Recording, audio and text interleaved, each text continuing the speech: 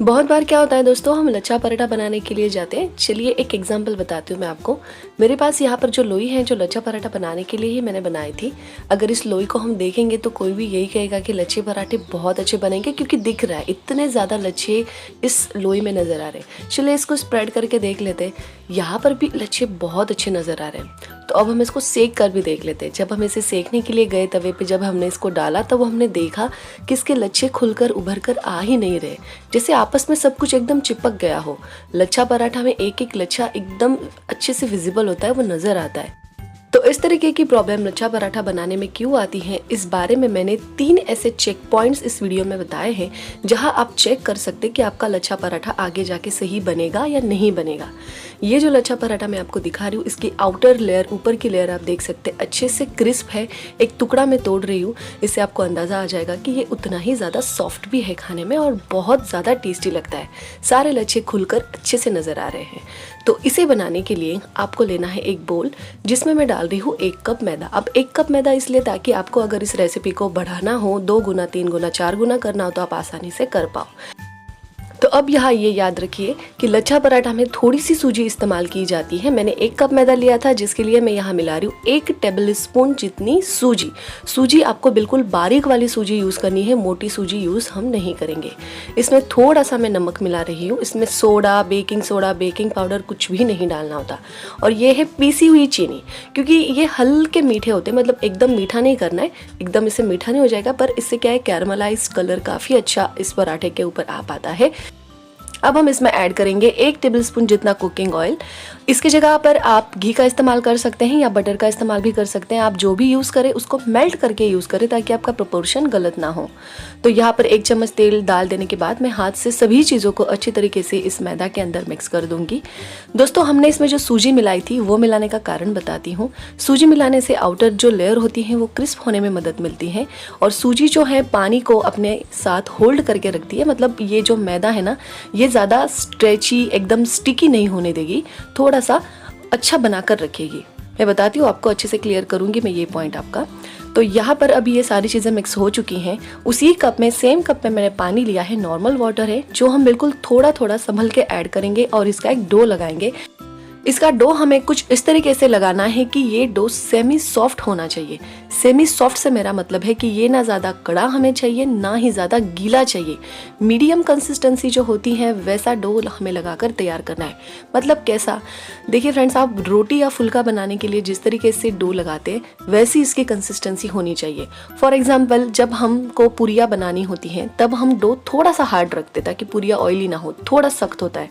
तो जितना पूरी के लिए सख्त होता है ना, उतना सख्त नहीं, उससे थोड़ा सॉफ्ट। इस पॉइंट का इतना क्लेरिफिकेशन देने की ज़रूरत इसलिए है क्योंकि ज़्यादातर गलती डो लगाने के समय पर ही होती है। क्योंकि अगर गलती से भी ये डो ओवर सॉफ्ट हो गया, ज़्यादा आपने स्टिकी इसको बना दिया, एकदम खिंचाव आ चुका है आपके मैदा के डो के अंदर, तो आपके लच्छा पराठा कभी भी सही नहीं बन सकता। तो इस डो की कंसिस्टेंसी मीडियम सॉफ्ट होना बेहद ज़रूरी है। ये ना ज़्यादा कड़ा है ना ज़्यादा गीला है, कुछ इस तरीके का डो लगाकर आपको तैयार करना है।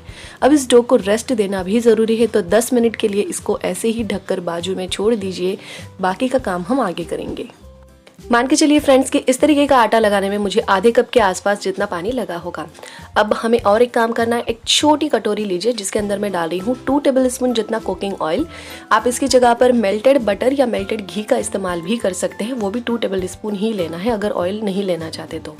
और फिर इसमें हम जितना हमने ऑयल डाला उतना ही हम इसमें मैदा मिलाएंगे और इसको अच्छे से मैं मिक्स कर लेती हूँ। इसे हम बाजू में रख देते हैं। इसका काम हमें कब करना है मैं बताती हूँ आपको।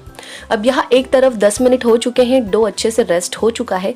हमने 1 कप मैदा लिया था, इसमें से 3 मीडियम साइज के लच्छा पराठा बन सकते हैं। तो मैं इसको 3 पार्ट्स में डिवाइड कर लेती हूँ। 2 को हम ढक के रखेंगे और 1 का हम पराठा बनाने के लिए मैं ले रही हूँ।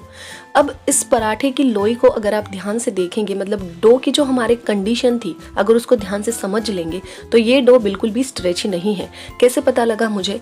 क्योंकि अगर मैं इस रोटी को बेल रही हूँ तो आसानी से मैं इसको बेल पा रही हूँ, बहुत ज़्यादा मुझे तकलीफ नहीं आ रही है। मतलब क्या कि अगर हम मैदे की रोटी को बेलने के लिए शुरू करते हैं तो वो बार बार अपने आप में सिकुड़ते जाती हैं। ऐसी कोई भी परेशानी इसके अंदर नहीं आ रही। इसका मतलब डो की कंडीशन या डो की जो कंसिस्टेंसी थी वो बिल्कुल परफेक्ट थी। तो इसी तरीके का डो आपको लगाना है जिसको आप आसानी से बेल पाओ। अब मान लीजिए दोस्तों कि आपको इस पॉइंट पर ये समझ में आए कि आपका डो बहुत स्ट्रेची है, फिर करेंगे क्या, इसमें और मैदा ऐड करके इस डो को ठीक करना होगा। मैदे का डो तभी स्ट्रेची बनता है जब वो ज़्यादा सॉफ्ट आप बना देते हो गलती से, तो उसको ठीक करने के लिए उसमें वापस से थोड़ा मैदा ऐड कीजिए और अपने डो को सही कर लीजिए। अब मैंने यहाँ पर इस रोटी को बेलना शुरू कर दिया है। ये रोटी आप टेढ़ी मेढ़ी, आप स्क्वायर में, रेक्टेंगल में कैसे भी बेल सकते हैं, इसका कोई ज़्यादा टेंशन मत लीजिएगा। तो मैंने जिस तरह की बोर्ड की साइज़ थी उस हिसाब से इसको बेल लिया। और अब इसके ऊपर हम डालेंगे ये जो चीज़ मैंने आपको पहले बनाना बताया था, मैदा और ऑयल का जो सॉल्यूशन हमने बनाया था वो। यूजुअली हम सिर्फ ऑयल लगाते हैं, पर आप एक बार मैदा और ऑयल दोनों को मिक्स करके एक बार लगा के देखिए, ज़्यादा अच्छा रिजल्ट मिलेगा आपको। ये मैंने थोड़ा सा डाल दिया, 1-2 चम्मच। ब्रश से या हाथ की हेल्प से इसको सब तरफ हम स्प्रेड कर देंगे।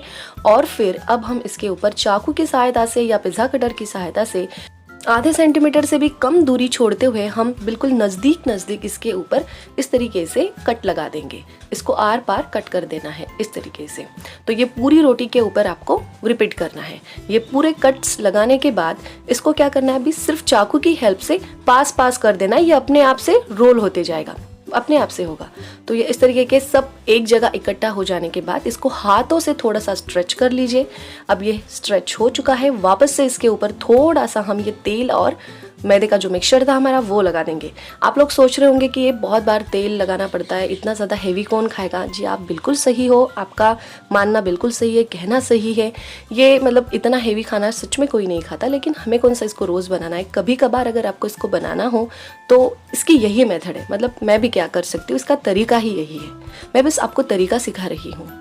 तो ओके, खैर कोई बात नहीं। तो यहाँ पर अभी ये लग चुका है अच्छी तरीके से। अब अपने हाथ को इस तरीके से रखिए और जैसे आप हाथ के ऊपर रस्सी लपेटते हैं ना, वैसे इस डो को लपेटना है। एक राउंड के ऊपर दूसरा राउंड, और ये जो एंड बच जाएगा ना, इसको नीचे से लाके ऐसे प्रेस कर देना है। तो ये हो गई आपकी गोल गोल लच्छा पराठा की लोई। अब इसको बेलने के लिए थोड़े सूखे आटे का इस्तेमाल किया जा सकता है या फिर आप तेल का इस्तेमाल भी कर सकते हैं। और इसको हाथों से स्प्रेड कीजिए या फिर बेलन से। मैं हमेशा बेलन से स्प्रेड करती हूँ, कोई टेंशन नहीं है दोस्तों, आराम से, लेकिन हल्के हाथों बेलन घुमाना है, ज़्यादा प्रेस करके नहीं। तो इस तरीके से रोटी हमने पराठा बना लिया। और अब इसको सेकने की टेक्निक भी अच्छे से ध्यान में रखिएगा। तवा बहुत अच्छे से गर्म चाहिए शुरुआत में, बाद में आप फ्लेम को मीडियम कर सकते हो, लेकिन शुरुआत में तवा अच्छा गर्म होना ज़रूरी है। ये हमने डाला और इसको सेकने के लिए भी 1-2 चम्मच, 2-3 चम्मच तेल, घी, बटर, जो भी आप यूज़ करना चाहो वो इस्तेमाल करना पड़ता है। तो रोटी आप जैसे सेकते हैं, पराठा जैसे सेकते हैं, वैसे ही सेकना है, कोई ज़्यादा बड़ी स्किल नहीं है। लेकिन ये वाला जो पॉइंट अभी दिख रहा है ना वीडियो में, इस पॉइंट पर ये पराठा कच्चा है। अगर आपने इसी समय इसको निकाल लिया तो इसके लच्छे खुलकर नहीं आएंगे। तो हम वापस से आजू बाजू में थोड़ा सा तेल डालेंगे तो लच्छे अपने आप से खुलने लगते हैं और पराठा की ऊपर की लेयर अच्छे से क्रिस्प होने लगती है। और ऐसे टूट के कहीं कोई कोना मतलब टूट के बिखर भी जाता है। देखिए जैसे ये टूटा है ना, तो अगर ऐसी कंडीशन आपके पराठा में आपको नजर आए तो बिल्कुल सही जा रहे हो आप।